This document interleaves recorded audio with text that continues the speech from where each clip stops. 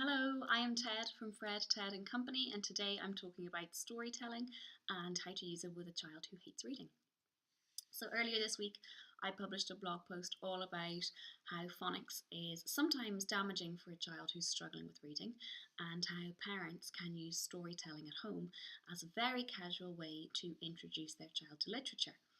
And a lot of people messaged me afterwards and said that they loved the post and they loved the ideas, but they didn't quite have the confidence to know where to start with storytelling. So I thought the easiest and clearest way to make that obvious was to just do a little video. So, why I and teachers in general suggest storytelling with your child, there's a few reasons. The two main ones are oral fluency and an introduction to literature. So, with oral fluency, I'll just explain that a little bit. Very often, when you're working with a child who's struggling to read, you'll find that the child doesn't have a very high level of oral fluency, which means they stop and start as they talk, they struggle to find the right word, they lose their train of thought halfway through a conversation, and you'll see that they have trouble expressing themselves when they're talking. And this then carries over to when they're reading, because if they're working hard to decode a text, they're also working hard to understand the words, and that adds an extra layer of difficulty. So, storytelling is a good way to increase their oral fluency and have them talking and listening for slightly more extended periods of time. The second reason, then, introducing them to literature. Children who struggle to read avoid books and avoid literature like the absolute plague because they've been almost programmed by years of phonics tuition in school to think that books are frightening and stressful and not something they want to have anything to do with.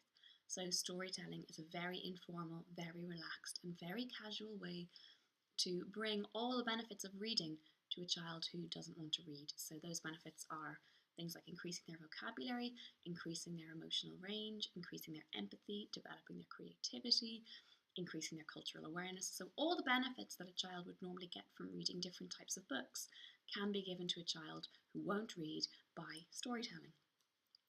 So, that brings us to the second part of our video, which is how you should go about storytelling.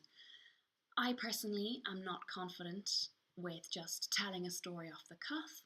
You can absolutely do that. It's a great way to show your child how easy it is and to relax with it. But personally, that's not an option for me. And I prefer this second option, which is to use props. Now, you can use actual physical props like a doll's house or some slate animals and a playmat, or you can use building blocks, or you can use anything that allows you to create a little world and then narrate a storyline with it. And if you're doing it that way, it's lovely because it allows the child then to chip in because they can see what's happening and they can see what's coming next. And you can then relay the story back and forward between each other. So that's quite nice. The way I would do it is that I would choose a book and I would use a book to help me as my prop. And the reason I would choose a book is because when we're raising readers, we are always trying to increase their positive encounters with books. So we're always trying to make them see that books are something easy, books are something relaxed, books are something that they can manage without any stress. But I would be careful with how I would choose my books. So I'm going to show you an example of what I would use. And that book is this one. It's called There Is a Tribe of Kids, and it's by Lane Smith, who is an author and graphic designer. And I've chosen this book because the language in it is very repetitive and very limited. There's only one sentence per page, which means that once a child has learned to read that sentence structure, then they are free to enjoy this book independently and they don't need an adult to translate for them or mediate for them or go on their behalf. They can just have this book on their own. So the other good thing about this book is that although there's very few words, there is a very clear story the whole way through, which is nice because it means that as a parent you can get really involved and creative. So there's our first title page. And so our story begins. So you'll see on this page very, very clearly that there's 3 pictures and there's a definite narrative going on. So you can tell your child about the little boy or the little girl who met the goats and how the goats were able to climb up and do all sorts of things that unfortunately the little child couldn't do, how the child felt when they were alone, they had no one to talk to, and then a little penguin arrives. And that's another reason I like this book. There's a hint on every page of what's to come. So we have a much different feel on our second page. It's full of joy, it's full of merriment, it's very funny. But again, something happens and we get a hint that the child is going to go in a different direction with that water spout. And so it goes on through the whole story. And this story completely removes the pressure from a child. They don't need to read to be able to understand what's happening. They just need to be able to relax and to think. And there's no pressure with this. There's no need to decode anything. There's no need to sound words out. There's no need to get to grips with unfamiliar language.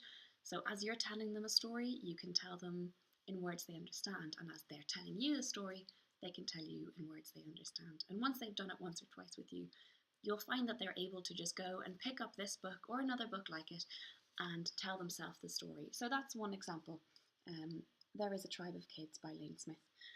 But as I said, it's not unique. Any book that is light on words and rich in illustration would be perfect if you're using it for storytelling purposes.